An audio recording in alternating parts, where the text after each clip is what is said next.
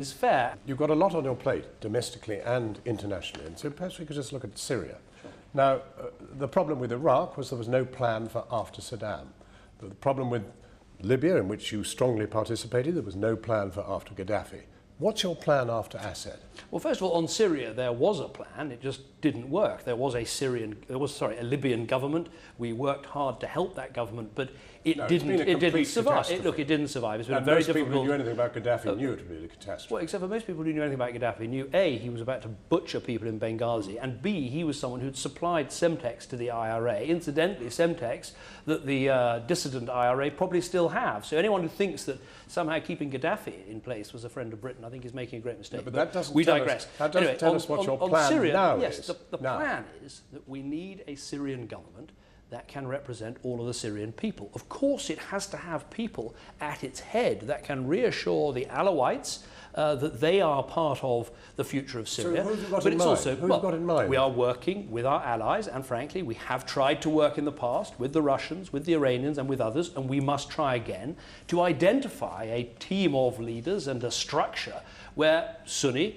Christian, Alawite, Kurd can all feel that they will be properly looked after in Syria. Otherwise, anything we do is not going to solve the problem long term. Meanwhile, we should still do everything we can to degrade and destroy ISIL because they are a direct threat to us. People are going to find it very curious that we are actually backing al-Nusra with its close relationship with al-Qaeda. Well, we're not backing al-Nusra, that's not the case. So who are we We back the Free Syrian Army. Right, we which is virtually non-existent. No, we back the legitimate Syrian opposition. So we have nothing to do with al-Nusra at all? We don't nothing support, at all? No, absolutely. We do not back al-Nusra. We do not back any of the extremists because that is not in our interest. Frankly, we need to do more to back the legitimate.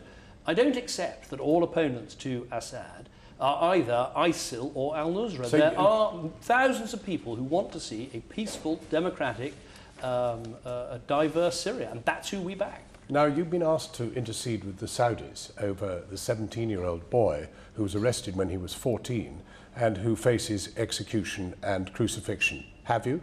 Well, we have raised this as a government, yes. Have you personally? No, the Foreign Secretary has raised this, our embassy has raised this, we raised this in the proper way.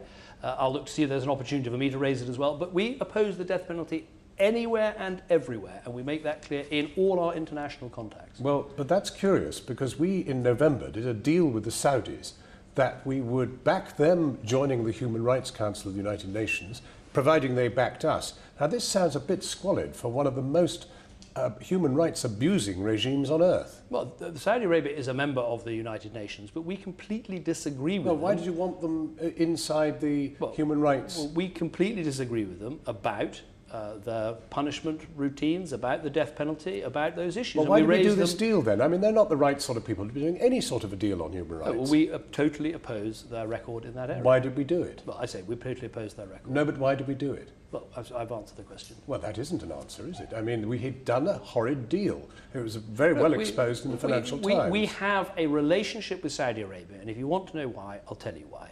It's because we receive from them important intelligence and security information that keep us safe.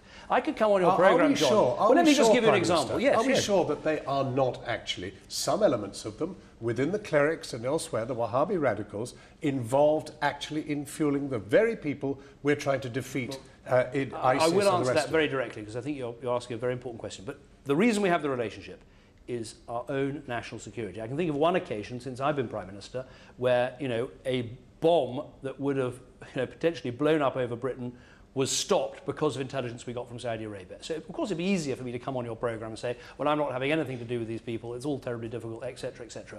For me, Britain's national security and our people's national security comes first. Right, second question. Look, Saudi Arabia itself actually has quite a good record of de-radicalizing people who have become radical terrorists and jihadists. It has quite a good record of de-radicalizing them. But if you're asking, do we think, yes, no, I'm going to answer your question. But what they've done is to export a great deal of it out to Pakistan, out into Arabic. Are we doing enough to say we need to have a version of Islam that properly promotes peace and tolerance and does not in any way encourage hatred of other religions or demonization of Jews, or that provides a backdrop to the radicalization that can take place. That is something we need to do far more of, and we're doing in our own country, and we need to do more of that in discussions we have with other countries, including with Saudi Arabia, and I've started on that process. Finally, Prime Minister, are you looking forward